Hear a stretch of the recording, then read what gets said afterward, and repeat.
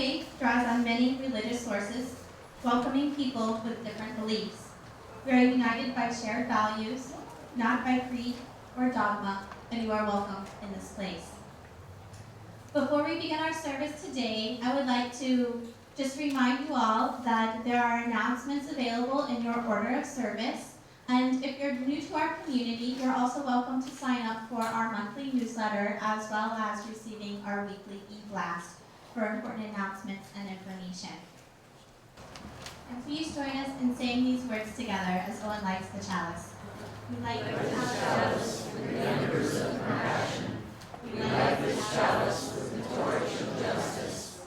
We light this chalice with the radiance of joy.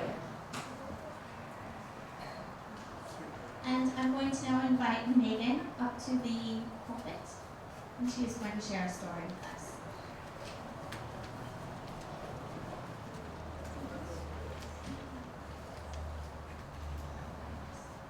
Aloha, fabulous friends of all ages. Today I'm going to share with you a story about death and how some of us are afraid of death. Now, death is natural. It happens to pet fish, to houseplants, to slugs in my garden, and ants in my house. And yet, we know it's natural and inevitable as it will take me and each one of you one day, but yet we still are afraid.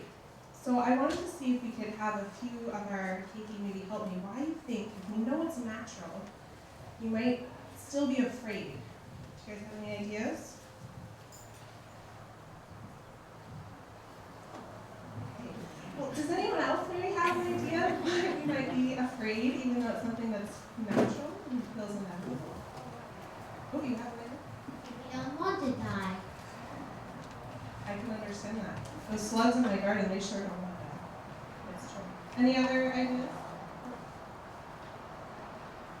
All right, we're less fearful than I thought. That's kind of nice. Oh, yeah. We don't know what happens when we die. Very true, the unknown. Well, I was expecting some ideas of that unknown, and we just don't want to. But I don't want to spend our story justifying this fear, but rather to reference a Reverend Forrest Church, who was a UU minister, and really he wrote on this topic and pushed us to think differently. And what happened to him is he became very sick. And the more sick he became, the more he thought about what this meant, this death that was coming. And so he recollected this time he was walking with his very young children. And they were strolling along the city streets, one child in each hand. And they were enjoying the birds flying above, and the leaves rustling in the sidewalk, propelled by the summer breeze. And they felt, all is good. All is so good. And as they kept walking on the sidewalk, they came to a crosswalk, of course, and they went to start to cross the street. And do you know what happened?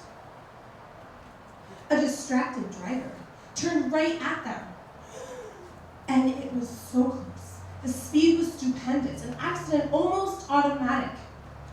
And by the grace of maybe death, they were CLOSE, close, and yet safely spared from a crazy car collision. And he thought, oh my goodness, that was close. And then he thought, I'm angry. It's animosity. And it's all accelerated by this concern, not just for himself, but his lovely litter of little ones that he had with him. And his energy was focused on outrage and fear and just this death that almost happened. And then he looked out to his children, and he saw they were skipping ahead. They were up on the other side, the sanctuary of the other sidewalk. And they were not fearful. Their energy was not focused on outrage and hesitation, but they were laughing. Can we get a little laugh? Oh, Thank you. They were laughing, and they were living life. They were chasing those leaves, and they were loving every moment. They were embracing being alive. And he realized that that was what was courageous, not thinking and worrying about death and being fearful, but really it takes effort and and courage to live life and to laugh. So I have a reminder for us to laugh. Come on, to laugh. And do it genuinely. Do it often. To laugh. Because it is hard. That is something that takes our courage. And to live, not just to say hello and sometimes come to service, but to really live, get out there and genuinely be living. To live truly, adventurously, and not just to do it when we're young, but to do it always. Even when we feel maybe we are close to death coming for us, we can still be living. And of course, most importantly, to love. Even laugh at love, that's okay. To love. To love. So with this story in mind, of death not really being what we want to focus our courage and energy on, but to laugh, to live, and to love, I encourage you, and we all work on that, to do those things genuinely. Laugh, live, and love more each day. And at this time, I would ask if you could help us build a bridge so that we can send our lovely Katie up to Artie.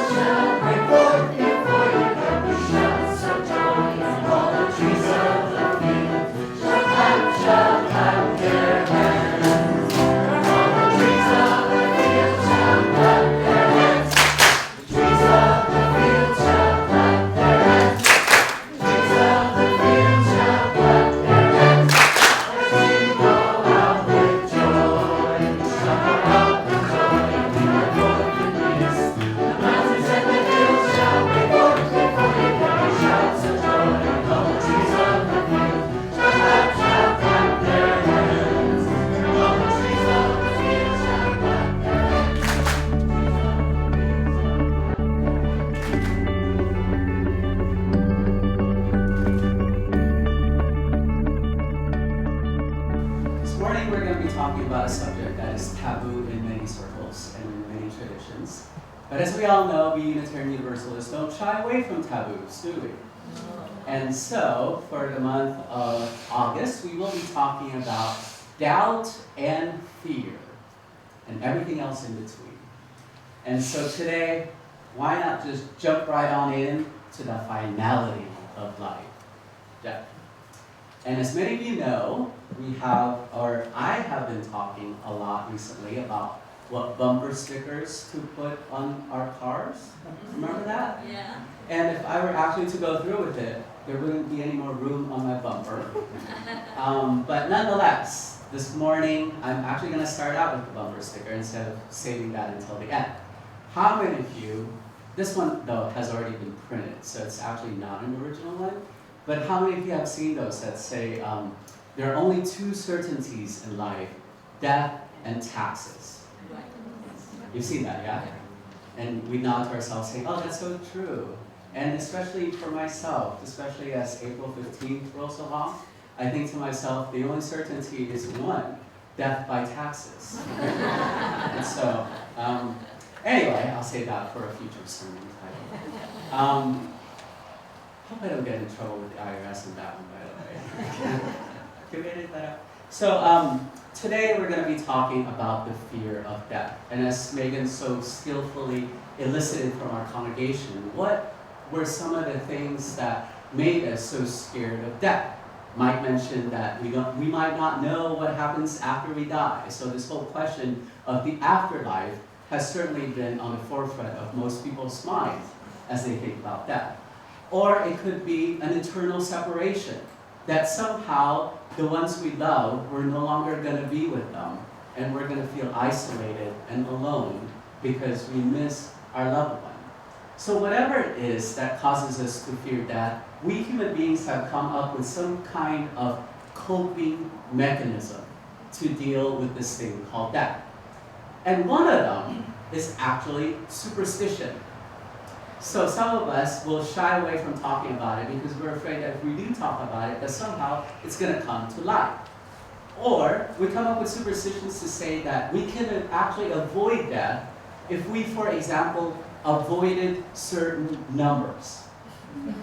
Some of you may laugh, but those that came from a Chinese or Japanese or Korean tradition know this all too well.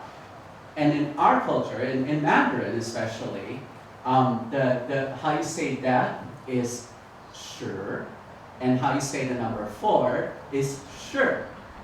And those of you who speak Japanese, you're kind of smiling because it's probably similar, yeah? And so it's a homonym, and it's only a tweak in the intonation that distinguishes one from the other. So consequently, we built up all this belief system around it, saying that you can never buy a home that has 444 in the address. And my parents took this so seriously that they did it. They bought a home instead with 1666 as the address. So for them, they didn't even blink an eye. They didn't think that mattered at all, because as long as there was no 444 in it, then that's all that made a difference. Or me and my nervousness driving up to church this morning because I was behind a heckle vehicle that had a license plate that ended in 444. So I was thinking to myself, I better not follow too closely, I better not tailgate, something might happen to me, and you all will have to find another preacher for this morning's sermon. So there's all kinds of ways that we deal with it. Another kind of way is we try to somehow hang on to the idea of the loved one as much as possible, so that that transition moment could be prolonged, and that we wouldn't have to let go quite yet. Now, what do I mean by this? When I first came to Hawaii in 2005, back when I was still in Malihini, I had no idea where the neighborhoods were and where to live and where to find my abode. And so I trusted my friend when she picked a place for me, this grand old mansion up the old Pali Highway. And it's a very secluded place, which is nice because it's kind of like living in the rainforest. And oftentimes I'd be by myself, because even at that time I was doing this long distance relationship. So there's this huge mansion, 3 bedrooms, old, creaking as you walk through the wooden floors and all that. And I would invite my friends over for dinner. And lo and behold, I hear these stories about, did you know what happened just right around the corner? There was this young couple that was making out, and one of them had to leave the car, and all of a sudden, she was waiting for a long time for the guy to come back, but he never came back, because when he went out there, he got ambushed by the nenehunes or whatever, and died. And so their spirits and their ghosts are still roaming this place, and here you are alone by yourself in this big old house. Aren't you scared of the ghost? And I think to myself, well, I wasn't until now. So I was not only not fearful of death, but I was fearful of dead people that are roaming around my house. And so consequently, I had to have all my lights on at night, and whenever the wind would blow, I would think to myself, oh my gosh, is it that couple that's that got killed by the old Pali Highway? Or is it closer still to the Pali Lookout, where all the spirits supposedly jump off? So every single culture has their ghost stories. I remember growing up in the Philippines and hearing about the white ladies and not looking into the mirror. Remember that? And so there's all these great stories from the Filipino culture, Japanese culture, what have you, to learn how to cope with that. To somehow think that if we could just hang on to our loved ones for just a moment longer, that our lives would be so different, and we'd be able to live it much more fully. So, I question the whole notion, however, that death is only final when it comes to our physical death. Although that's definitely the one that we're probably most fearful about, because like I said, all of us will eventually end up 6 feet under. Let me tell you another story which might point out where this story becomes abnormal, because if fear of death is normal, in terms of all cultures have it, and probably all of us have gone through it at some point in our lives, where does it deviate then into unhealthy behavior or problematic behavior? Well, let me tell you a story. There's a woman by the name of Leilani, and she went in for her annual mammogram to check out to see if everything's okay or not. And one day, when she did this, when she went to her checkup, the doctor told her that she had stage 3 cancer. And that actually she may live to be a ripe old age, or she may die in a few months. They don't really know at that point. But nonetheless, the news hit Leilani really hard. And Leilani has a practice of going to the park every Monday. So that particular day, after she heard the news, she still went to the park to do her regular thing. But instead of really appreciating everything around her, she then started looking up at the tree and saying, "Why are you still green? Why didn't all your leaves just fall down and die? Aren't you going to agree with me, the fact that I don't have much longer to live?" And she looked at that fountain over on the Diamond Head side of Kapiolani Park, probably, and said, "Why are you still running? And why are you still flowing water? Shouldn't you stop that? Kids playing soccer, why are you having fun?" It's kind of similar to your story. Here I am, almost experiencing a near-death experience with this car passing by from Forest Church, and yet these kids are playing and wrestling with the leaves and having fun with it. Why does life go on when I'm about to die? So that was the big question. And so sometimes I think that our fears could actually entrap us and set us in a place where we interpret things a little bit more negatively about our lives. Here's what Marjorie Suhaki says about the complexity of this issue. She says that death is as complex as life. We find our physical life through bodily stability, which in turn is sustained through the surrounding environment. Our emotional life comes about through the rich food of love in relationships. There's a deep interdependence between these two facets of our living. Our physical condition affects our ability to participate in emotional relationships, and these in turn affect the health of the body. To add to the complexity, as if that wasn't mouthful enough, there's what we might call spiritual existence, or the sense in which we integrate our total living in terms of purposes and meanings that go beyond ourselves. Death can come to us through all 3 facets of our lives. Physical death, of course, threatens our total existence, but emotional death and the death of meaning are also severe threats to our well-being. Part of the pain of the latter 2 forms of death is the paradox that while we are experiencing these deaths, we continue to live. Our bodies are still sustained by the environment, and hence, against the living death of emotional and spiritual loss, we sometimes see the finality of physical death as preferable. Ever notice that? I'll give you a moment to chew on that. I know that's a lot to absorb, and it comes from her book, God, Christ Church, A Practical Guide to Process Theology. And this book was actually a lifesaver for me back in seminary, because it just helped me make so much more sense out of my life and the world around me. And I thought to myself, yeah, that's so right on. That it's not just about physical death, but sometimes there's also an emotional death and a spiritual death that comes about all too prematurely.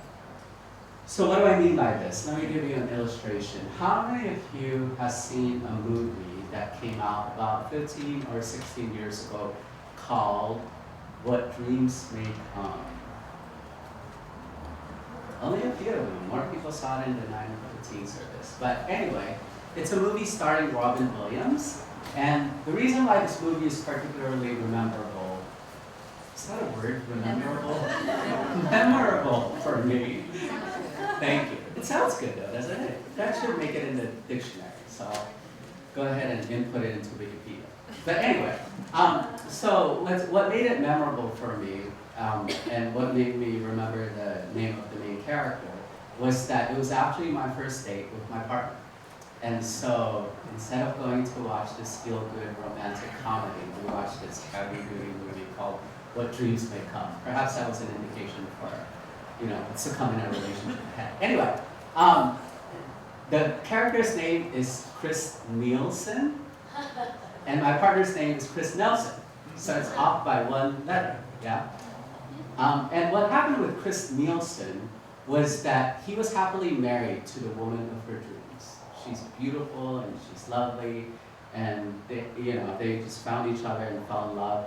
And they had 2 kids together, and probably a house with a white picket fence, and the whole 9 yards of what the American dream is and what the ideal and perfect relationship is.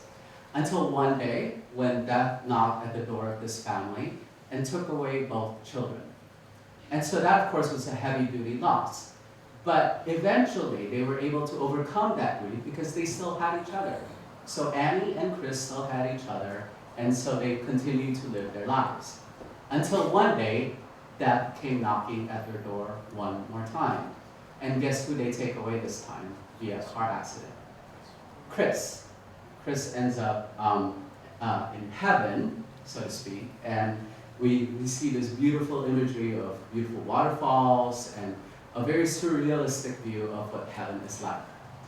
However, Chris didn't feel like it was heaven to her because he is separated and without the love of his life, who is Annie. And so Chris goes through great lengths to try to find Annie. And he eventually came to find out that Annie, in the midst of her grief, and in the midst of, going with what the ending of the quote said, preferred to have a physical death because she could no longer endure the emotional and spiritual death that she was experiencing in life. So she took her own life and committed suicide. And I don't know if she was Catholic or not, because Catholics would say that suicide means that you have a one-way ticket to hell. But she eventually ended up in hell. And so that's where Chris tries to go find her. And so for me, this was kind of a metaphor for that spiritual death as well, that one goes through the depths of hell to find one's mate and one's loved one. And I thought to myself, what a tragic story that one would choose to die first rather than having to endure the pain of the grief, of enduring the loss of one that you have come to love so much in life. And isn't that true of the human condition? That we fall in love with someone and we become so attached to them that our relationships become the primary driver in our lives. And when we lose that, we somehow find a loss of meaning and a loss of ability and energy to move on with our lives. So how can we continue to say yes to our day-to-day living in the midst of the fear of death that is always so imminent in front of us? Marjorie has another quote. She says, "Death does not have to wait for the future. It invades the present. Most obviously, it becomes part of present experience through anxiety. The knowledge or fear of death can be a foreboding that colors the present, so that the present is no longer experienced in its modes of richness. Instead, these are dwarfed by that which is yet to come, and yet is already present through anxiety." And so the fear of death could become paralyzing. It could form a prison wall around us, and it could impede in our ability to live a rich and fulfilling life. So what's another movie that illustrates this? Well, I'm not going to ask you to admit to this time around, but some of you may know that all the summer blockbuster hits lately have been zombie movies. In fact, some of the kids in our RE are so into zombie, video games and iPod applications that's all they play or think about.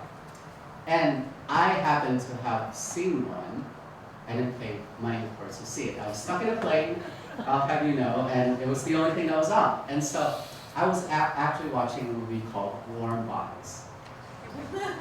And this movie is about zombies. I think a few of you have seen it.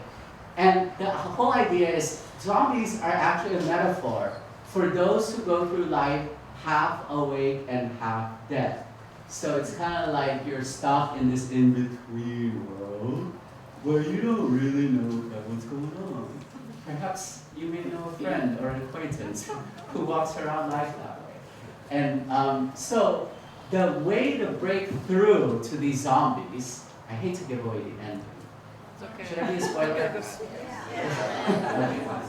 Not that you're gonna go check out this movie anyway. But the way to break through it is when the zombies started falling in love. So that's when their hearts started beating again. So you hear the boop, boop, boop, boop, boop, boop. And then soon enough, the zombies would come back to life. And so yeah, that was a romantic comedy that I probably should have brought my first date to rather than the things to come. But it was a great way for me to think about just life in general and how love would be able to conquer that fear. The love of life, the zeal and the zest for living, saying yes at every moment, that I may have few precious moments in my life, but I am gonna live it to the fullest, doggone it. And so I'm gonna end it with a quote by Mary Oliver. I love the quote Mary Oliver. How many of you have heard about her? How many again? Show of hands. Good. A good number of you. This one is called In Blackwater Woods. Look, the trees are turning their own bodies into pillars of light, are giving off the rich fragrance of cinnamon and fulfillment. The long tapers of cattails are bursting and floating away over the blue shoulders of the ponds, and every pond, no matter what its name is nameless now. Every year, everything I have ever learned in my lifetime leads back to this. The fires and the black river of loss, whose other side is salvation, whose meaning none of us will ever know. To live in this world, you must be able to do three things. To love what is mortal, to hold it against your bones, knowing your own life depends on it. And when the time comes, to let it go, to let it go. Isn't that lovely? And paradoxical, because we want to grow attached to the things that we love, and we want to hold on to it against our very bones, knowing that our own life depends on it. And yet we know that eventually there will come a time when we have to let it go. So may we have the strength and the courage to live this life to its fullest and let it go when it comes time. Maybe so.